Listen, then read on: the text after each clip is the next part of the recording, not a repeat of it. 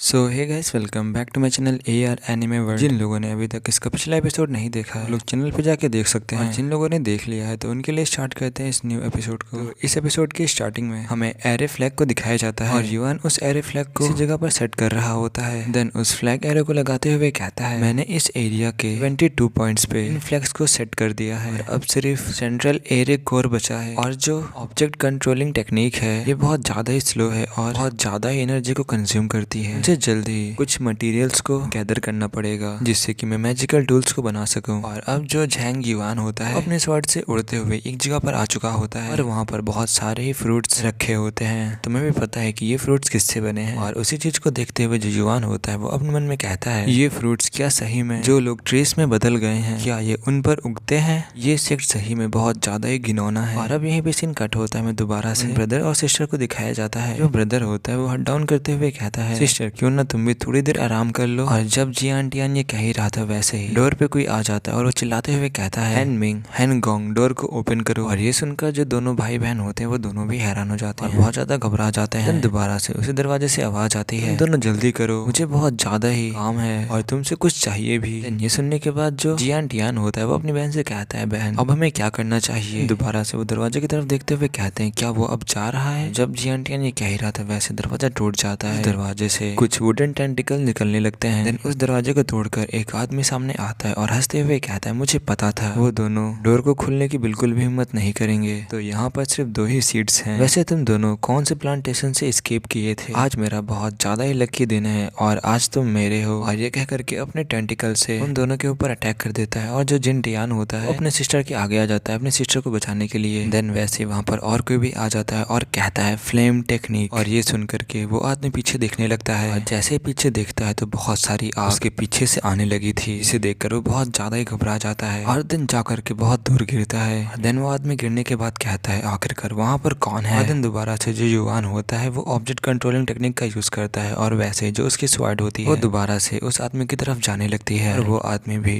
किसी अटैक का यूज करके उसे ब्लॉक करने की कोशिश करता है। और देन वो दोनों अटैक ही आपस में टकराते हैं। वैसे वो आदमी हंसते हुए कहता है, अगर तुम्हारे पास इतना ही है तो फिर तुम अब मरने वाले हो। लेकिन वैसे ही वो आदमी सामने की तरफ ध्यान से देखने लगता है और जो युवान होता है वो कुछ साइन को बनाते हुए कहता है, स्पीड। देन दोबारा से कहता है, fiery height devouring array. Then वैसे ही वो आदमी चलने लगता है और बहुत जोरों से चिल्लाने लगता है। और इस समय युवान ने उन दोनों को ही बचा लिया था। और देन उन दोनों से ही कहता है, हम लोग इसके बारे में बाद में बात करेंगे। दोबारा से युवान ऑब्जेक्ट कंट्रोलिंग टेक्निक का यूज करता है और वैसे ही स्वॉर्ड उसके पास दोबारा से आ जाती है। और युवान अब उन दोनों को ही लेकर के अपने ऑब्जेक्ट कंट्रोलिंग टेक्निक का यूज करके उस जगह से जाने लगा था। और अब हमें यहाँ पर कुछ टेक्निक के बारे में बताया जाता है जो अभी इन लोगों ने यहाँ पर यूज किया था। तो सबसे पहले टेक्निक है वो है डिजायर्ड ट्रांसफॉर्मेशन एट विल। तो मैंने इसकी पिक्चर लगा दी तो तुम यहाँ से पढ़ सकते हो। देन इसके बाद डिवाइन क्राफ्ट्समैन ऑफ हेवन, फिर फ्लेम टेक्निक और फिर ऑब्जेक्ट कंट्रोलिंग टेक्निक। ये जो टेक्निक है अपने युवान की ये भी बहुत ज्यादा ही वीक है और ये सिर्फ कल्टीवेशन के इनिशियल लेवल पे ही यूज कर सकता है। देन लास्ट में हमें फायरी हार्ट डिवोरिंग एरे का के बारे में बताया जाता है। तुम लोग इन पिक्चर से पढ़ सकते हो कि इन टेक्निक्स का यूज क्या है। और अब यहीं पे सीन कट होता है, हमें एक जगह का सीन दिखाया जाता है जहाँ पर कोई कह रहा होता है, जेंग जी क्या तुम ऐसे ही अपनी ड्यूटीज को परफॉर्म करती हो? घुसपैठिया सेक्ट के अंदर घुसाया है और तुमने उन पर ध्यान भी नहीं दिया। एल्डर्स ने तुम्हें असाइन करके सेक्ट के एक्टिंग हेड के रूप में बहुत बड़ी मिस्टेक कर दी है। हाँ, तुम इनर डिसिपल्स के लिए एक अपमान हो। और जेंग जी मेरा ब्रदर मारा जा चुका है और तुम बिल्कुल भी अपनी रिस्पॉन्सिबिलिटीज से बच नहीं सकती। देन वहाँ पर जो दूसरे लोग होते हैं वो कहते हैं, कल वो दिन है जब इमॉर्टल लॉर्ड यहाँ पर आने वाले हैं और अगर कोई चीज गड़बड़ होगी क्या तुम उसकी रिस्पॉन्सिबिलिटी लोगे? देन वैसे जो जेंग जी होती है वो उनसे कहती है, मैं इसे हैंडल कर लूंगी और अब तुम लोग यहाँ से जा सकते हो। और कल के सेरेमनी के लिए पेट्रोलिंग के लिए हर एरिया पे डिसिपल्स को भेज दो। आज रात सारे डिसिपल्स एक ड्यूटी पर होंगे और सभी लोग उस आदमी को ढूंढेंगे। देन वहाँ पर जो डिसिपल्स होते हैं वो भी कहते हैं, ठीक है हम लोग समझ गए। देन सामने देखते हो दोबारा से अपने मन में कहती है, ऐसे क्रिटिकल मूवमेंट पे आखिरकार ऐसी ट्रबल कैसे ही आ सकती है? चाहे तुम कोई कल्टिवेटर हो या फिर और कोई भी हो, मैं तुम्हें पकड़ लूंगी। और ये कहते हैं यहीं पे सीन कट होता है, मैं दोबारा से एक फॉरेस्ट का सीन दिखाया जाता है और वहीं पर एक केव में हल्की सी लाइट जल रही होती है और उस गुफा में युवान और वो दोनों भाई बहन भी आ चुके थे। और जो सन होती है वो युवान का माथा पूछते हुए कहती, क्रेजी ब्रदर क्या तुम ठीक हो? देन जो युवान होता है वो भी कहता है, हाँ मैं ठीक हूँ। देन अपने मन में सोचते हुए कहता है, मेरी की रिफाइनमेंट स्किल के साथ में कोई भी मैजिकल वेपन लैक करेगा, मैं उसे इतनी आसानी से कंट्रोल नहीं कर पाऊंगा। और अगर मैं किसी और स्ट्रॉन्गर अपोनेंट का सामना करता हूँ तो मुझे बहुत ज्यादा ही डिसएडवांटेज का सामना करना पड़ेगा। उसको बाहर आने में मुझे बहुत ज्यादा ही कठिनाई होगी और सिर्फ एक बेसिक सी स्पिरिचुअल एरे को सेट करने से ही मेरी जितने भी स्पिरिचुअल एनर्जी थी वो एग्जॉस्ट हो चुकी है और मेरी 1000 इयर्स ऑफ नॉलेज के साथ में जो कि मेरी प्रीवियस लाइफ की है, जो मेरा दिमाग है वो भरा हुआ है टॉप टीयर्स की टेक्निक से। लेकिन फाउंडेशन एस्टेब्लिश स्टेज पे मैं सिर्फ बेसिक टेक्निक्स का यूज कर सकता हूँ और जो मेरी वीकेस्ट टेक्निक है वो सिर्फ फाउंडेशन एस्टेब्लिश स्टेज पे ही मैं यूज कर सकता हूँ। और जब मैं एक बार फाउंडेशन एस्टेब्लिश स्टेज पे पहुंच जाऊंगा तो तब मैं यूज कर पाऊंगा the heavenly origin divine formation sword art को, और तब उस टाइम पर एक गोल्डन कोर कल्टिवेटर भी मेरा सामना नहीं कर पाएगा। और अभी के लिए मुझे कुछ मैजिकल वेपन्स को बनाना होगा अपनी पावर को इनहांस करने के लिए। और ये कह करके एक पोटली को निकाल लेता है, उस पोटली से कुछ मटेरियल्स को निकालने लगता है और जैसे ही उस मटेरियल को निकाला था वैसे ही जो जियान टियान होता है वो अपनी नाक को बंद करते हुए कहता है, क्रेजी ब्रदर क्या तुम अगली बार थोड़ा स्लो नहीं उड़ सकते? और आज रात जो मैं फूड को ईट करने वाला था वो मैं सब कुछ वहीं पर भूल चुका हूँ। और वैसे जो आपने निकाला इसकी जो स्मेल है वो बहुत ज्यादा ही गंदी है, और जो आपने पहले उस बड़े से आदमी को मारा था क्या ये उसका ही नहीं है? देन वैसे जो सेन होती है वो भी अपनी नाक को बंद करते हुए कहती है, क्रेजी ब्रदर क्या ये दोनों सूखे हुए हैं? देन वैसे ही जो युवान होता है वो सेन से कहता है, हाँ ये दोनों चीजें उस इंसान के स्टोमक और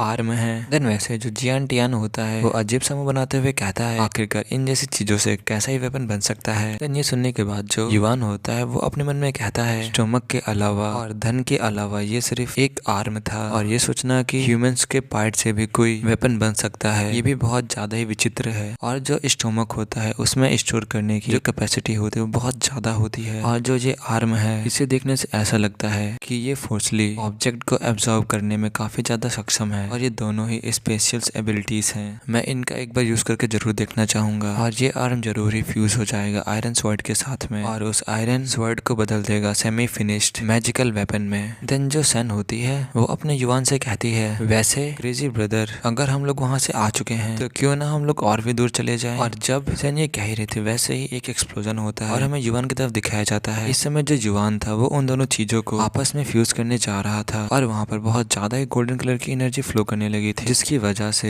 उन दोनों भाई बहनों को बहुत ज्यादा ही दिक्कत हो रही थी। और इस समय युवान यूज कर रहा था फायर स्पेल का। देन वैसे ही जो जेंग युवान होता है वो सेन से कहता है, यहाँ पर अभी मेरा कुछ बिजनेस बाकी है जिसे मैंने अभी तक खत्म नहीं किया है, लेकिन अभी जो सेक्ट है वो अभी बहुत ज्यादा गार्ड से भरा हुआ है और हम लोगों को अभी वेट करना चाहिए कल की सेरेमनी खत्म होने तक। और तुम लोग ज्यादा परेशान मत हो, जब मेरा बिजनेस एक बार सेटल हो जाएगा तो मैं तुम दोनों को ही इस बेकार सी प्लेस से हमेशा के लिए बाहर ले जाऊंगा। और अब यही भी सीन कट होता है, और अब जो दूसरा दिन है वो आ चुका है और हमें उसी जगह पर जियान जी को दिखाया जाता है। इस समय जियान जी के पास में कोई आकर के कहता है, सीनियर सिस्टर हमें छोड़कर पूरे 700 गार्ड्स हैं और इसी के साथ में 5 एल्डर्स एंड द 3500 डिसिपल्स, ये सब के सब विड्रॉ कर चुके हैं। सीनियर सिस्टर क्या अब हमें भी यहाँ से नहीं चलना चाहिए? देन जो जियान जी होती है वो उस आदमी से कहती है, थोड़ा सा और वेट करो। देन वो आदमी दोबारा से कहता है, लेकिन जो इमोर्टल लॉर्ड है वो यहाँ पर आने ही वाले होंगे। देन जियान जी दोबारा से कहती है, एग्जैक्टली इसीलिए तो हम लोग अभी नहीं जा सकते। जो ये सेरेमनी है बहुत ज्यादा ही क्रिटिकल है और ये बहुत ज्यादा इंपॉर्टेंट है सेक्ट के सर्वाइवल के लिए, और हम लोग किसी भी इंसिडेंट को होने नहीं दे सकते, स्पेशली आज के दिन तो बिल्कुल ही नहीं। और जो घुसपैठिया है वो जरूर ही यहाँ पर कहीं आस ही पास होगा, और चाहे उसका इरादा कुछ भी क्यों ना हो मैं उसे जरूर ही पकड़ लूंगी। और अब इसी के साथ में ये वाला एपिसोड खत्म होता है। इसका नेक्स्ट एपिसोड कल आ जाएगा, तो अब मिलते हैं इसके नेक्स्ट एपिसोड में। तब तक के लिए बाय बाय।